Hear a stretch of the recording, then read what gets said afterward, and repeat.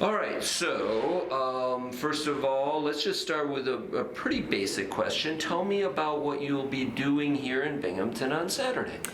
This Saturday, first of all, we'll have a lot of fun, but there's going to be a great show with great music, and I'll have a band of 8 musicians behind me.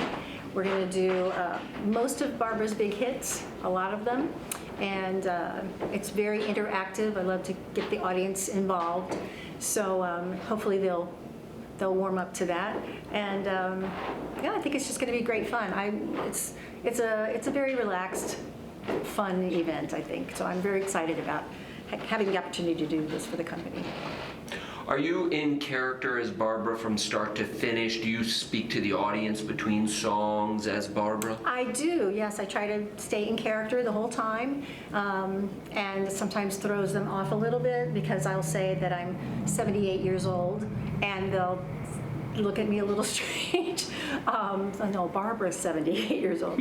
So yeah, I do try to keep in first person, and I think it's a lot more fun that way. I use my Brooklyn accent and, try to do that whole thing. Yeah. Because obviously she is one of the most famous singers in American history. But on top of that, she has such a sort of iconic personality. Absolutely, yeah. And the show that we're doing this weekend is sort of split into 2 eras, if you will. So I kind of call it then and now. So the first half, I'll be dressed as the Barbara of, sort of vintage Barbara of the 1960s, and do some of the songs of that era for her. And when she was she talked a little faster, she was a little quirkier. And then after intermission, I'll come back as a sort of a more mature Barbara, shall we say, with the songs of that, the later part of her career. So it's nice to kind of see a little bit of both sides of what she's best known for. So back in the funny girl age as well as now. Great. Just take us through how you got started being a Streisand tribute artist. Well, as you know, I got my start here at Tri-Cities Opera. So I was trained as an opera singer for years, and it was SUNY Binghamton at the time that I was here, and graduated from there and worked here at the opera company for a long time. So that was my foundation. And after I moved back to Florida, which is home, I met my current husband, and he likes to sing karaoke, which I never had done before. And so the only thing I could think of to do when I went there would be to sing a Barbra Streisand tune. He thought that by the reaction I was getting from the audience, that maybe it's something I should look into. So kicking and screaming, I kind of went into the whole thing. But it's been maybe 13 years ago now, so it's been it was a good decision. Do people comment on the fact that you have an appearance like? Yes, and I got that a lot as I was growing up as well, that I had very resemblance to her. And when she had the curly perm, I got the curly perm.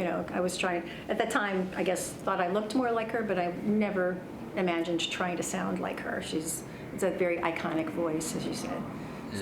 Yeah, talk a little bit more about the challenge of trying to be Barbra Streisand. It has been a challenge, and especially coming from a classical background, it's an entirely different kind of singing, and so I really had to work hard to figure out how to still be healthy, but to learn how to belt in that Broadway style that she has, and still be able to do everything else that I do. So with the training, and I've told my students actually that had I not had the foundation of technique that I have, I don't think I could have made that transition to singing Broadway style.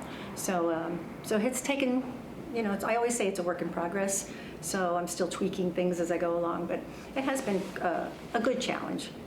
What do you enjoy about it?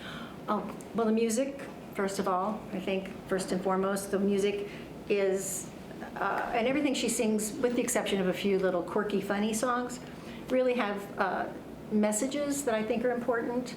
And she sings with such great emotion and great connection to the text that I try to do that as well. So it's having that ability to, or really the opportunity to sing those sorts of songs, and the connection with the audience, which is better than anything, because they usually come up with we saw her when she was 19, and we followed her all her life, and we've never seen her live and all that kind of stuff. So that's wonderful to be able to talk to people who've have some sort of background and memories of her.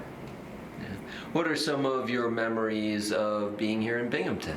The snow, the cold. Walking in here today was such a flashback. I've spent so many hours in the rehearsal room up there, having master classes and doing small performances, and it was a really great time.